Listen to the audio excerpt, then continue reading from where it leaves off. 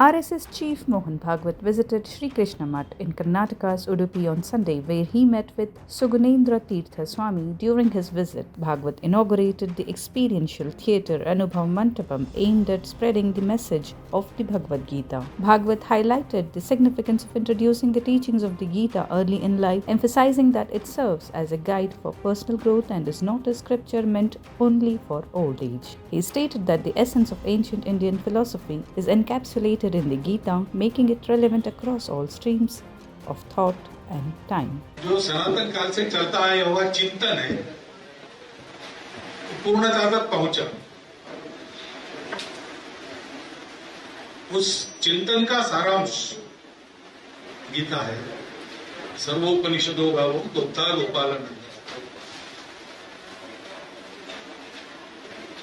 और वो इतना संपूर्ण है कि उसके पहले हुआ सब चिंतन और उसके बाद में सृष्टि प्रलय तक होने वाला सब आध्यात्मिक चिंतन गीता में समाविष्ट है।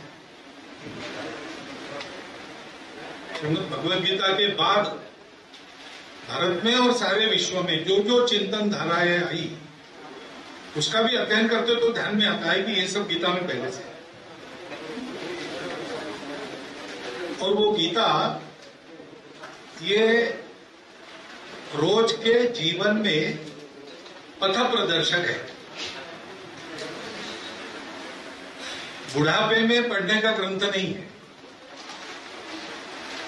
वो बचपन से ही उसका संस्कार मिलना चाहिए तो जीवन में यशस्वी और सार्थक बनकर आदमी जी सकता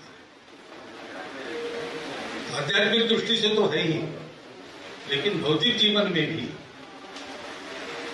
उसी के परिशीलन से, मनन चिंतन से अपनी एक एक कृति को जब हम परिशुद्ध करते हैं तो वो होता है।